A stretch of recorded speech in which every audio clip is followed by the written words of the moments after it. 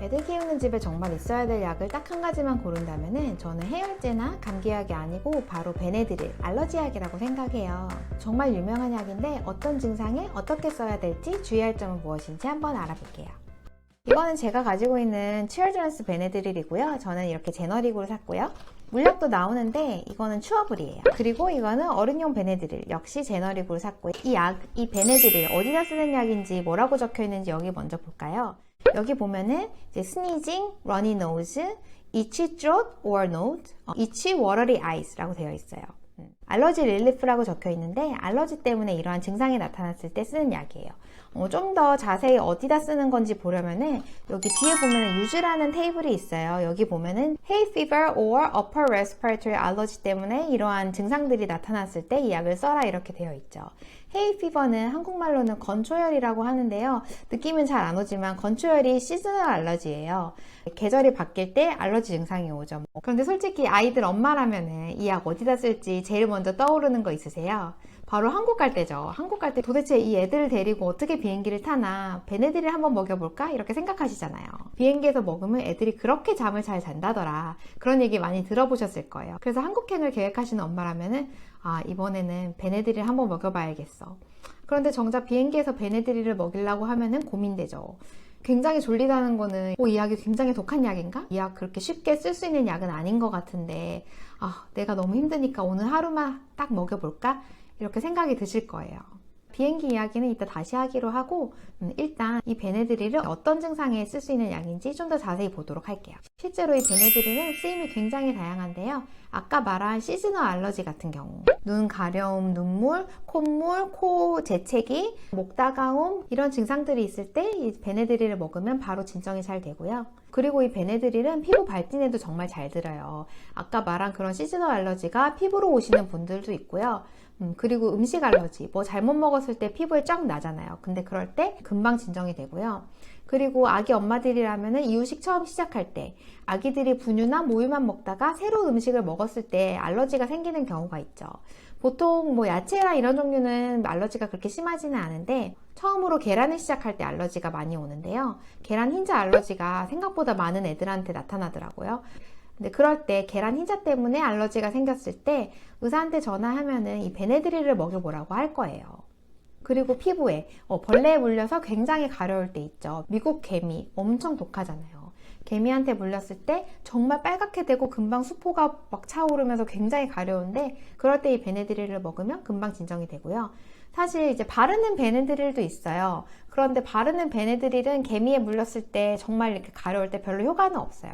먹는 베네드릴이 정말 효과가 좋고요. 그리고 감기에 걸렸을 때 이 베네드릴이 콧물도 잡아주고 재채기 그리고 목이 따갑고 목 기침하는 증상에도 효과가 있어요. 마지막으로 이 베네드릴의 엄청 졸린 부작용을 이용해서 수면 유도제로도 쓰죠. 그런데 이렇게 유용한 약인데 이렇게 쓰임새가 많은데 왜 이런 약에는 그 쓰임새가 다 적혀 있지 않을까요? 어른약은 어떨까요? 어른약도 똑같아요. 그냥 시즈널 알러지에 뭐 재채기나 콧물 이런 데 쓰라고 적혀 있지 아까 말한 그런 여러 가지 증상에 쓰라고 적혀 있지는 않아요.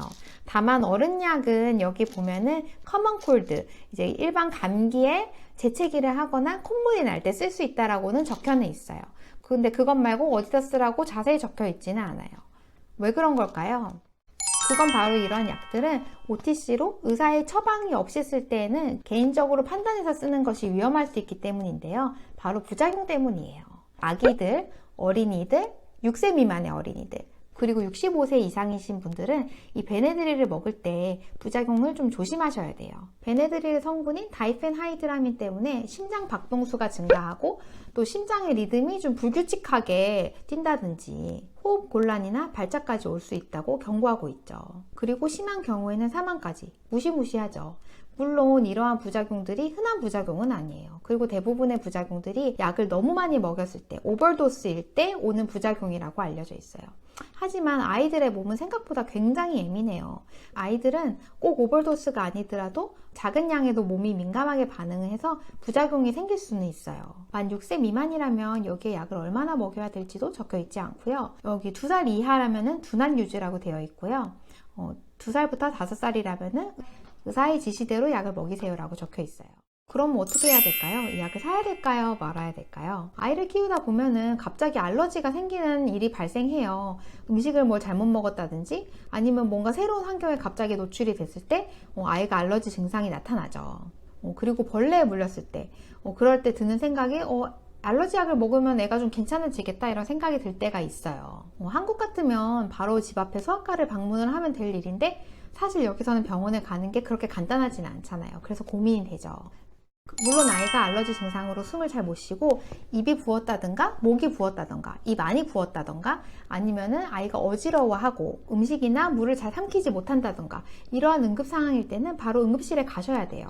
그런데 봤을 때 이렇게 응급 상황은 아니고 이제 가벼운 발진인데 아이가 너무 가려워하고 좀 괴로워한다, 불편해한다 그럴 경우에는 꼭 소아과에 가지 않으셔도 소아과에 전화를 하셔서 전화 상담으로 도움을 받으실 수 있어요. 이럴 경우에 따로 병원에서 돈을 내라고 차지를 하는 건 아니고요. 미국 소아과 대부분 널스라인이 있어서 보통은 이제 음성 메시지로 되어 있죠. 보이스 메일을 남기시면은 우리 애가 이렇게 아파요. 알러지 약을 먹이면 도움이 될까요? 이렇게 질문을 보내놓으시면은 보통은 1시간 안에 피드백이 옵니다. 그럼 어떻게 하는 것이 좋겠다고 상담을 해줄 거예요. 만약에 베네드릴이 필요한 상황이면은 이제 아이의 나이와 몸무게를 고려를 해가지고 약을 얼마나 먹이는 게 안전할지 상담을 해줄 거고요. 그런데 이제 병원에서 너무 연락이 안 온다. 근데 아이는 계속 괴로워하고 너무 가려워한다. 그럴 경우에는 바로 얼전케어라도 가는 게 맞죠. 만약 아이의 피부가 예민하거나 알러지가 좀 자주 발생하는 아이라면은 평소에 체크업을 갔을 때 의사와 미리 상담을 하셔서 베네드릴을 어떻게 쓸 건지 미리 알아놓으시면 도움이 될 것 같고요. 이렇게 응급 아닌 응급 상황이 발생했을 때 베네드릴을 집에 구비해 놓으시면 정말 유용하게 사용하실 수 있고요. 그리고 이러한 응급 상황은 집에서보다 또 여행지에서 많이 발생을 하잖아요. 그래서 여행 가실 때 비상약으로 해열제만 챙겨가지 마시고 이런 알러지 약도 같이 챙겨가시면 도움이 될 거라고 생각해요. 그러면 한국 갈 때 비행기에서 먹이는 건 어떨까요? 애가 한두 살들이 고민을 많이 하시겠지만 저는 부작용을 생각했을 때 그리고 의학적으로 꼭 필요한 상황이 아닌데 약을 쓰는 거에 대해서 좀 조심스러워요. 부작용이 걱정이 많이 되고요. 그리고 베네드릴을 한 번도 먹어보지 않은 아이라면은 비행기에서 이 베네드릴 처음 먹는 게 더 조심스러워요. 그리고 베네드릴이 물론 졸림 부작용이 있지만 어떤 아이들은 베네드릴을 먹었을 때 더 업돼가지고 더 하이퍼 돼가지고 비행기에서 절대 잠을 안 자게 되는 경우도 있어요. 파라독시컬 하이퍼 액티비티라고 하는데요. 이러면 정말 미치고 환장을 노리시겠죠. 비행기에서. 그래도 나는 비행기에서 꼭 베네드릴을 한번 먹어봐야겠다라고 생각하시는 엄마들은 그냥 임의로 먹이시지 마시고요. 여행 전에 꼭 소아과에 상담을 하셔서 적절한 용량을 상담 받으시고요. 그리고 약을 얼마나 자주 어떻게 먹이는 것이 제일 안전하게 아이한테 먹이는 것인지 한번 상담을 꼭 해보신 다음에 약을 시도해 보시길 바래요. 만약에 아이가 만 3살이 넘었다면 베네드릴 말고도 멜라토닌도 시도해 보실 수 있어요. 멜라토닌도 잠을 오게 하고요. 또 멜라토닌은 한국 갈 때 시차 적응이 필요할 때는 베네드릴보다는 더 도움이 될 수 있거든요. 멜라토닌은 약은 아니고 서플먼트지만 베네드릴에 비해서 어린 아이들에게는 조금 더 안전한 선택이 될 수 있어요. 만약 베네드릴을 먹게 되면 효과가 굉장히 빠르죠. 그래서 우리가 베네드릴을 비상약으로 사놓는 건데요. 보통 효과가 15분에서 20분 안에 나타나요. 알러지 증상이나 특히 피부 발진 같은 게 바로 진정이 되고요. 베네드릴을 한 번 먹고 이런 알러지가 다시 안 올라오면 좋은데 약의 효과가 그렇게 길지는 않아요. 만약에 벌레에 물린 가려움증 이런 거라면은 베네드릴의 효과가 4시간에서 6시간밖에 되지 않기 때문에 이 시간이 지나면 다시 가려워지죠. 그럴 경우에는 베네드릴을 다시 먹어야 돼요. 그리고 계속 이야기하고 있지만 부작용은 졸린 거니까 아이가 얼마나 졸려하는지 아이의 상태를 잘 관찰을 해주시고요. 베네드릴의 효과가 강력하기 때문에 이 약을 시즈널 알러지에 이제 평소에 이제 드시고 싶어 하시는 분들도 계실 거예요. 그런데 문제는 이 약을 먹게 되면 사실 너무 졸려서 일상생활이 쉽지는 않아요. 특히 아이들은 학교도 가야 되는데 아침에 이 약을 먹고 가면 졸려서 학교 생활이 쉽지는 않겠죠. 또 약의 효과가 4시간에서 6시간밖에 안 가니까 이제 약발이 떨어지면은 또 약을 먹여야 되는 경우가 발생할 수 있고요. 그렇기 때문에 시즈널 알러지에는 베네드릴보다는 효과가 오래가는 그리고 부작용이 작은 2세대 항히스타민제를 많이 추천하는데요.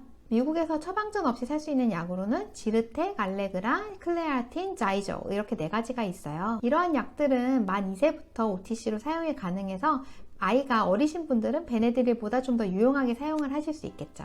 오늘 영상은 여기까지 하고 이러한 2세대 약들에 대해서는 다음 영상에서 소개해 드리도록 할게요.